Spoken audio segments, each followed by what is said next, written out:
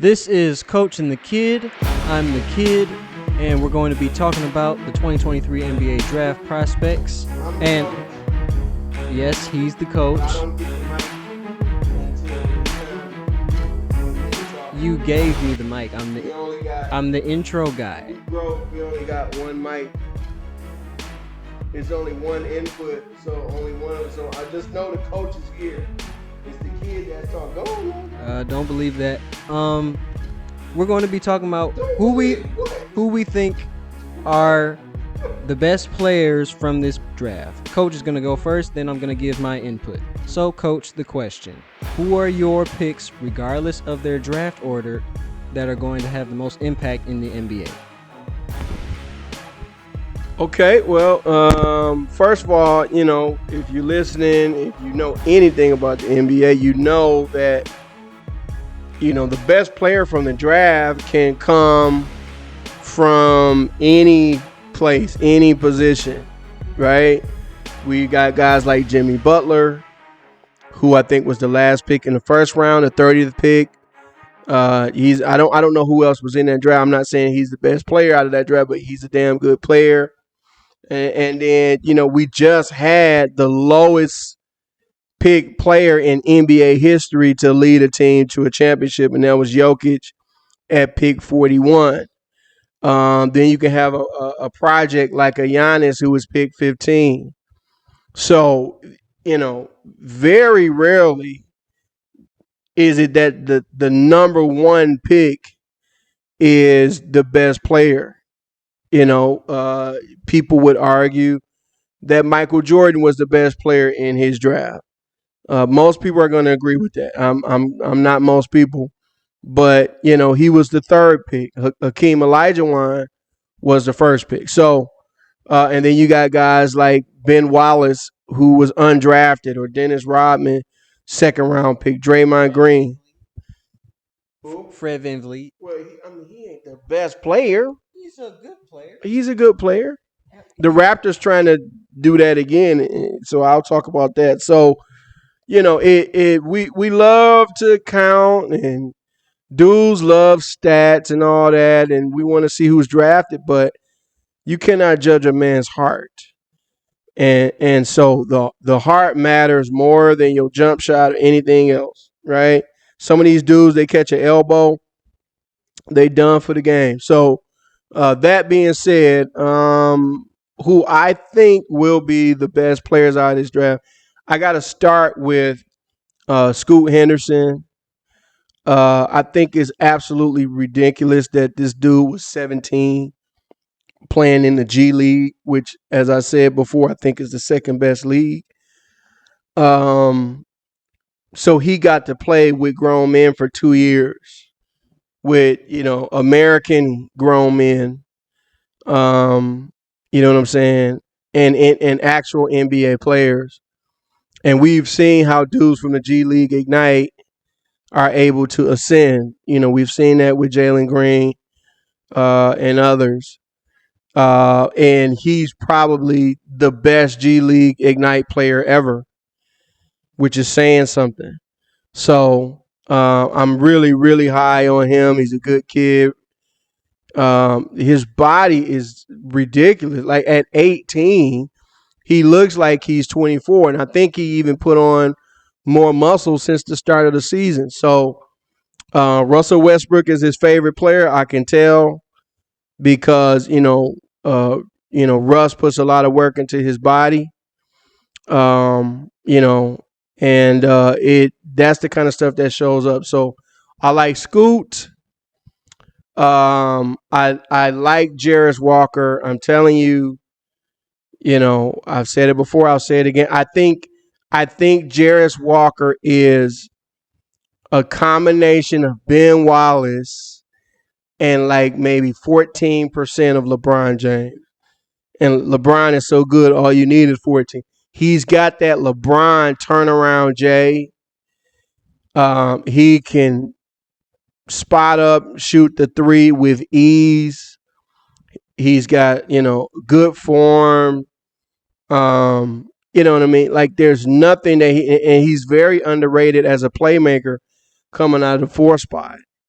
So, if you wanted to play positionless basketball, you could very easily give Jarace Walker the ball for a few possessions. You know what I'm saying? For a good part of the game, and he's gonna do well. So it's really gonna be all about the coaching. Like I compared him before to Bam Adebayo. I was very high on Bam Adebayo coming out of that draft. I think he was the 10th or 11th pick. He's another guy the Pistons should have drafted. And I think Jarace Walker is better than Bam. And Jarace was the 8th pick. So I really like him. I got to talk a little bit about the guys who weren't drafted. Let me just finish it. I like Amin Thompson. I like Asar.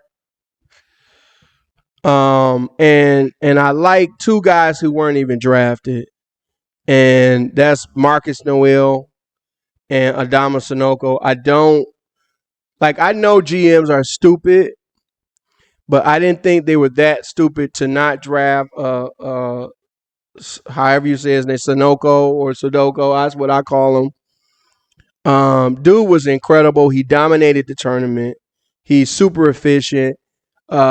He shot 60% from the field.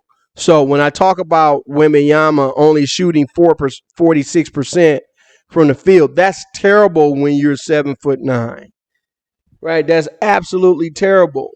And then he only shot 27% from three. So he's not shooting well at the rim. Whereas Adama shot 35% from three, albeit only taking 1.3 a game. But, he's shooting for him to shoot 60% and you shooting 35% from three, that means his number at the rim is like 70 plus. And that's what you're looking for from, a big that you think can play in the NBA.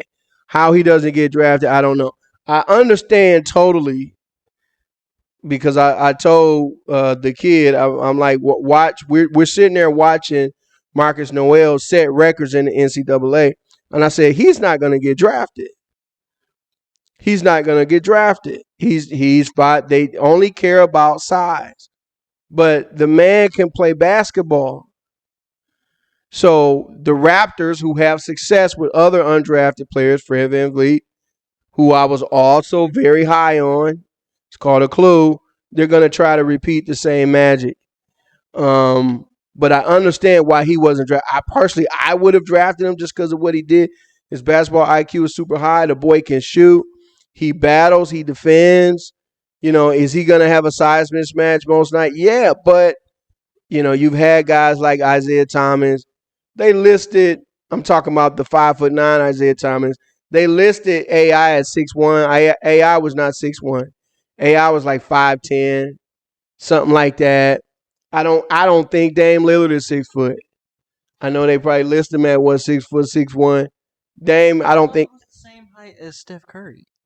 Dame. Yeah. No, no, man. Not that I know, unless he grew. So like that size stuff, man. How many 7-foot busts have we had? Like you can either play or you can't play. So those are my guys. Scoot Henderson, Jarace Walker. I like Sunoko and Nowell, and I like the Thompson twins. One more who didn't get drafted or picked up or anything, Andrew Funk. I just like him as a shooter, and you always need shooters. So shout out to Andrew Funk. Who you got? All right, so my list is going to be some of the same players. Hopefully, it's not a complete copy of your list. Now, Scoot Henderson. I don't know if I said this before in the last video, but I don't just think he's going to be the best guard out of this draft. I think he might be the greatest guard prospect of all time because he's better than any of the guards that we know that are great in the NBA right now were at that time. Steph Curry was a skinny dude. Didn't nobody want him. That's why he didn't go high in the draft. He had to lead a team of not the Harlem Globetrotters, the Hollands something to the Final Four for people to notice him. Russ was not Mr. Triple Double yet. Isaiah Thomas was doing some of this stuff in Indiana, but he still wasn't as physically dominant as Scoot Henderson is. He's so fast. You it's like the LeBron effect. When LeBron was in his prime, and even now, he's so fast and big you don't want to get in front of him. It's the same with Scoot. So that's what I have to say about him. Now, the Thompson twins, in terms of their defense, I think they're both 1 year are going to be on the All NBA defensive team because they're that good. They shut everybody down. I can't wait for some of the more methodical guards like Luka Doncic, for example, to match up against Amen Thompson and get swallowed up They just gonna whole. call a foul. That's all they're gonna. They're gonna call a foul on the Thompson twins, and Luka's still gonna get his 40 off of 2 for 27 shooting and Okay, 22 free okay, throws. you're exaggerating. No, He shoots 50% field goal. 4 for 27 and 18 free throws. Yeah, all right. And holler on every time he dribble the ball. Every time he dribble. Go ahead.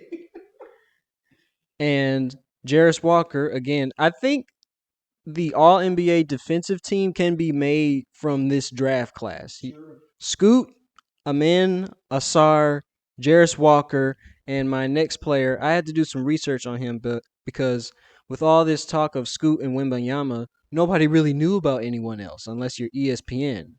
Derek Lively, who went to the Oklahoma City Thunder but got traded to Dallas, I think he's going to eat well in Dallas because Dallas likes bigs that can catch lobs, and they've needed some defense down low. And from what I've seen, he blocks everything. His offense is not great. He's kind of like Dwight Powell in that regard. He needs oops to get his buckets, but he's a much better defender than Dwight Powell. So I think he'll do well. And my sleeper pick, someone that was supposed to go much higher in this draft based on social media hype, Imani Bates. Stop. No, I'm saying like stop. You reaching now? What? I mean, the way they was talking about him, I thought he was going to be the next KD. Yeah. And then everybody woke up, including him. But go ahead. Yeah, well, I feel like he's had a fall from grace, the biggest fall possibly ever, given he was projected to go number 1 at one time. Yeah. So I think just that reality check is going to light a fire in him. He's not going to be the next KD, but he may become a good player for Cleveland. Well, see, I'm glad you said that. I'm glad you brought him up because hear me out. For a good part of his game, the best comp for Webenyama is Imani Bates. And I know that sounds crazy. Like, what are you talking about? No, seriously. When I was watching Imani at 14 and 15, like everybody else was, I was impressed with what he was doing at 14 and 15. I was impressed. But I was also saying, I don't see the athleticism. I don't see the first step. I don't see him getting past people. He needs to improve that. Now, there's been a lot of guys at 14, 15 don't have that. You get better. The problem is Imani peaked at 15. He absolutely peaked at 15. And he was never able to get past people. So his game is straight up pull up. And so as a defender, when you know a guy is only gonna do one thing, he's easy to defend. But he is long like Webenyama. Now Imani can really shoot. Now that's the only thing. Webenyama cannot shoot like Imani. But, he can only do one thing. That's how I feel about Webenyama. He doesn't get past people. Now, he doesn't have to. He's 7 foot, whatever. but it's a similar thing. He's not a tremendous athlete. He's just tall. Some guys are just tall, like Taco Fall. Just tall. Not true. Like, you don't, Webenyama won't be catching lobs like that. You know what I'm saying? So it's like if he don't get his shot off at the three or his little, turnaround J or whatever he has, then it's gonna be tough for him to score. When he has bad shooting nights, it's gonna look really bad. It's gonna be terrible. And I think he's gonna have enough of those nights where it's gonna potentially hurt his confidence. I think all the hype and everything, it's not his fault. Hear what I'm saying? He couldn't do anything about what they were saying about him. But the NBA invested too much into this kid before he played a single game. And when he has bad days, and he will, I don't know anything about the kid. I know nothing about him. But if you're not wired right, that kind of stuff can break you. We've seen that happen before with Markquis Nowell.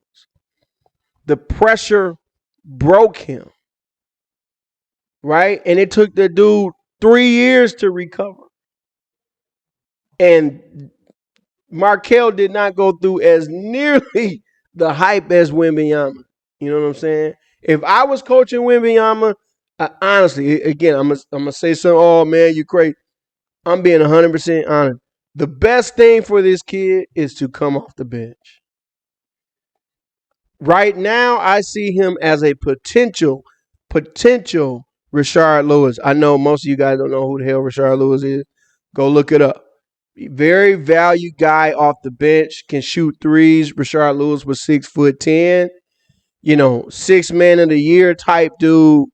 Very, very valuable guy to have off the bench. Now, Webenyama is more of a rim protector, as people like to say, than Rashard Lewis.